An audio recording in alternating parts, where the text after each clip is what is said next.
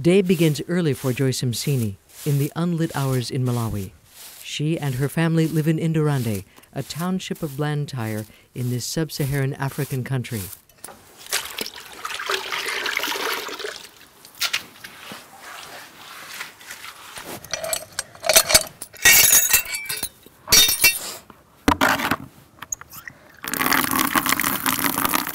As the oldest daughter, it is her job to rise at 4:30 in the morning to prepare breakfast for the family.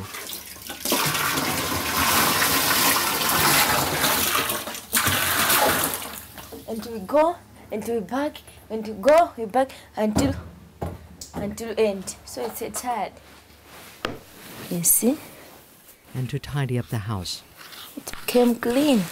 In Malawi, the more house, we use this one. In the early morning, we used to clean the house with we call it chikolopa. This is a chikolopa. Because of this, that's why we go to sleep later and work early. We go to school, and after that, we cannot learn well because we are tired. We sleep 4 minutes. Not enough. You see, we go. I go to sleep in 10 o'clock. We work 4 o'clock.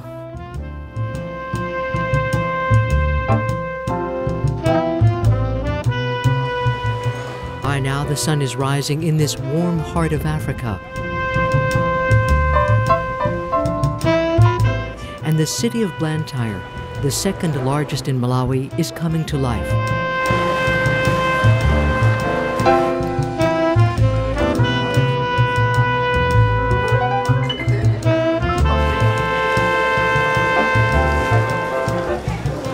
Commerce takes place on streets and in the central market. There, shoppers can buy anything from fruits and vegetables to fish and rebuilt transmissions. Not far from the market is Queen Elizabeth Hospital, the primary health center for the southern region of Malawi and home to Michigan State University's Blantyre Malaria Project. This eye exam is very useful because the eyes tell us a lot about the brain in malaria. These are blood films for malaria. So we've already diagnosed this child, but we're sending these down for more careful counting. Inside the malaria ward, Dr. Terry Taylor treats 6-year-old Chikonde for cerebral malaria. So this is a lumbar puncture to collect cerebral spinal fluid to make sure that this patient doesn't have meningitis as well. Taylor, a distinguished faculty member in the College of Osteopathic Medicine at MSU, sees dozens of patients like this every day. This is about 4 times the normal morning volume with half the normal number of people. And has treated thousands over her quarter-century living in Malawi. Actually, you can keep him on his side, but his legs can straighten out now. With Chikonde's parents' bedside, Dr. Taylor performs tests. I'm looking at this level, that fluid level right there. To help in her research and help also in the child's healing. She's feeling very sore, and she's hoping maybe if there could be some other means whereby they could get a mosquito net so that when she gets back home, they could be able to sleep under mosquito nets. He says he feels very sorry. That's why he managed to follow the woman and the baby to come and see how he's doing. He couldn't do his daily chores because he was also thinking about the baby. His mother will remain with Chikonde, tending him as long as he is there in the hospital. His father will go back to work. And we'll go over and see Sam after the word round, so we'll be able to give her feedback on the MRI. She shares her time between her patients, teaching and research in Malawi.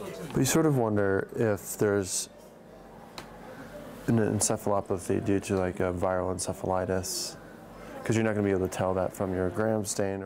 And her students and research in East Lansing. You know, you could say, you're still looking after patients after 20 plus years, isn't that boring? And it's not boring, because every year we know more about the disease, and so you're looking at them with more information, and you're percolating all of your clinical impressions through more information. So the work on the patients, the research patients, our study patients, is incredibly engrossing.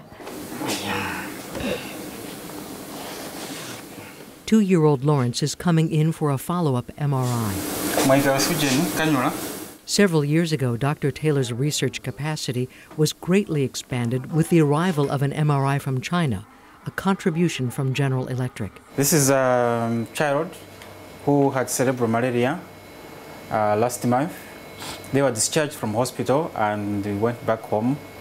And as a protocol for the cerebral malaria study, after 30 days from the day they were discharged, they come again for a follow-up scan, which is what we are doing now.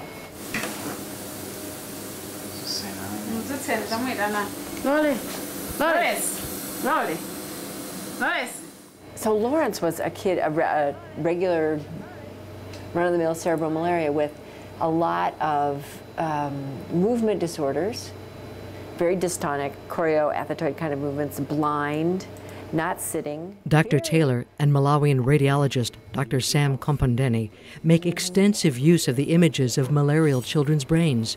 When I presented this here, people asked me how in a month you can have all this much atrophy.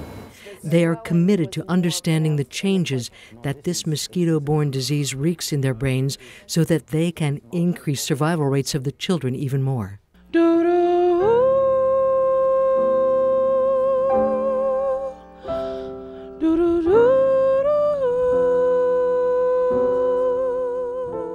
Malaria in childhood is particularly pernicious. Some children are severely affected by it and enter comas, never emerging.